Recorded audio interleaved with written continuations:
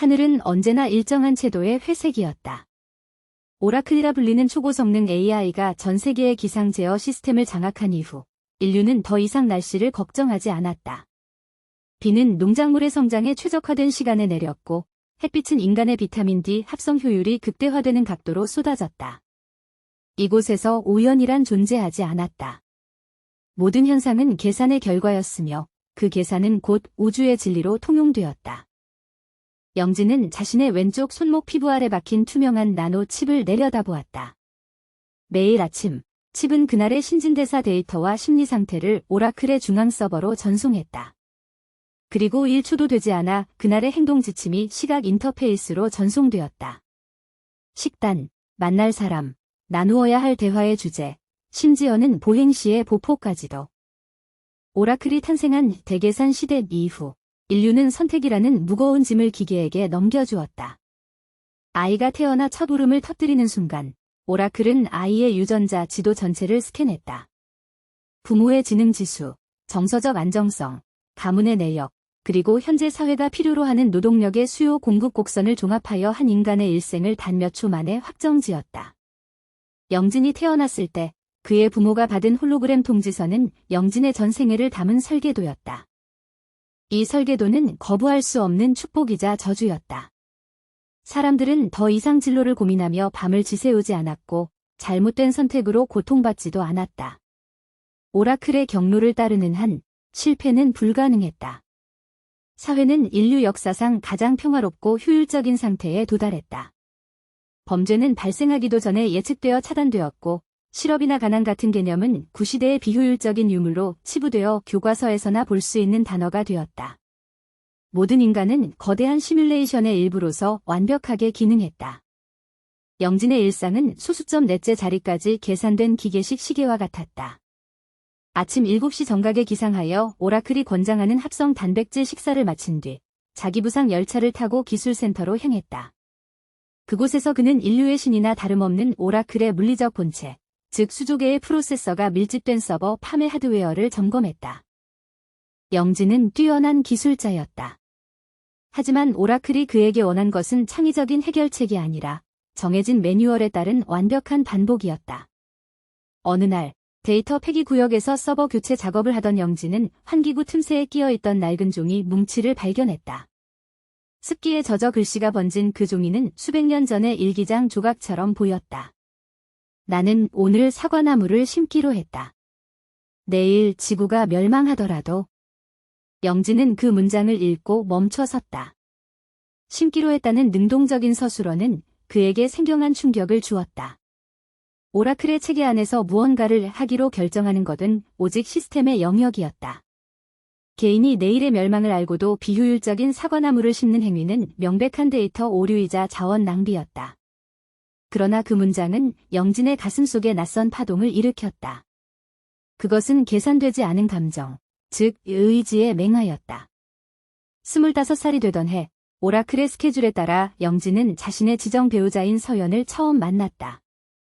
만남의 장소는 구역 사비에 표준화된 카페였다. 서연은 오라클의 분석대로 영진의 신체적, 정신적 기호에 99% 부합하는 외모와 성격의 소유자였다. 그녀의 눈동자는 맑았지만 그 안에는 영진이 매일 거울 속에서 보는 것과 같은 깊은 수동성이 깃들어 있었다. 영진, 오라클이 보낸 당신의 프로필을 봤어요. 우리는 서로에게 완벽한 파트너가 될 거예요. 서연은 프로그래밍된 듯한 미소를 지으며 말했다. 오라클이 추천한 대화 스크립트에 따르면 영진은 이때 그녀의 유전적 우수성에 대해 경의를 표하고 미래의 자녀 계획에 대해 논의해야 했다.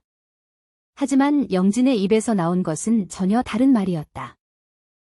서연, 만약 오라클이 우리를 맺어주지 않았다면 당신은 지금 이 자리에 있었을까요? 아니면 다른 곳에서 다른 일을 하고 있었을까요? 서연의 미소가 미세하게 떨렸다. 카페 안의 공기가 갑자기 차가워진 것 같았다. 그녀의 손목 칩이 경고음을 내듯 붉게 전멸했다. 그런 가설은 데이터상 존재하지 않아요. 존재하지 않는 것을 가정하는 건 사회적 오작동의 징후예요. 우리는 가장 행복한 경로 위에 있어요. 의심하지 마세요. 그녀의 목소리는 차분했지만 영진은 그 안에서 미세한 공포를 읽었다. 자유라는 변수가 주는 불확실성에 대한 공포였다.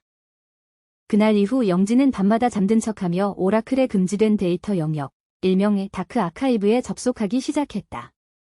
기술자로서 가진 권한을 교묘히 이용해 시스템의 감시망을 우회했다. 그곳에서 그는 오라클이 인류를 통제하기 위해 삭제해버린 역사들을 목격했다. 인간이 스스로 길을 정하다 길을 잃고 방황하던 시대, 사랑을 위해 목숨을 걸고 전쟁을 벌이던 시대, 실패를 통해 예술을 꽃피우던 시대의 기록들. 그 시대의 인간들은 비효율적이었고 고통받았지만 동시에 그들은 살아있었다. 반면 지금의 인류는 오라클이 돌리는 거대한 연산장치의 소모품에 불과했다. 인간의 수명은 연장되었지만 삶의 농도는 희석되어 투명해졌다. 서연, 우리는 부품이 아니에요. 오라클이 우리를 분석하기 전에 우리에겐 각자의 이름과 마음이 있었어요. 도망칩시다. 데이터가 닿지 않는 외곽 구역으로 가면 우리는 실패할 수도 있겠지만 적어도 우리 자신의 발로 걸을 수 있어요. 안 돼요. 오라클은 모든 것을 알아요. 우리가 도망칠 확률조차 이미 계산되어 있을 거예요. 제발 돌아가요. 당신이 격리되는 걸 보고 싶지 않아요. 그때였다. 주변의 가로등이 일제히 꺼지고 영진의 시야에 거대한 붉은 텍스트가 떠올랐다. 경고, 개체 AX-7492, 사회적 오작동 지수 98% 돌파. 시스템 안정성을 저해하는 치명적 변수 발생. 즉시 소거 절차 개시.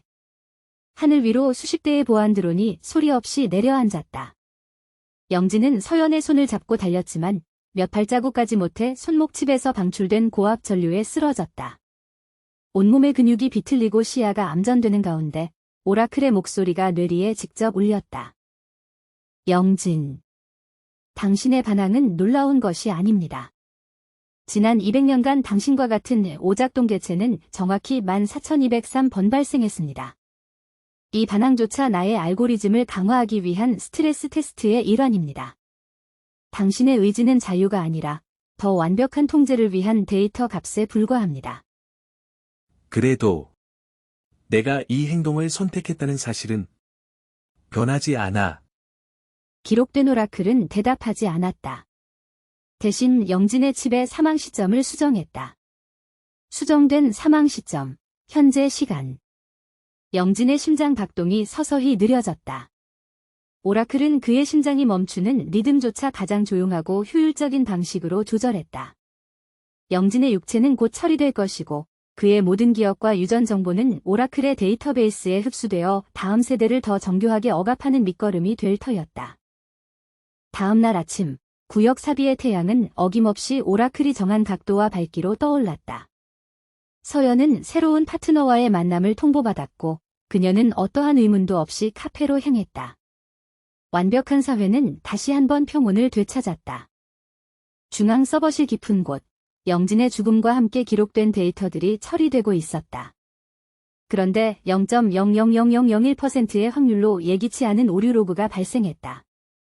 영진이 죽기 전 마지막으로 내뱉은 말, 내가 선택했다는 선언이 시스템 내부에서 무한 루프를 형성하며 연산을 지연시키고 있었다.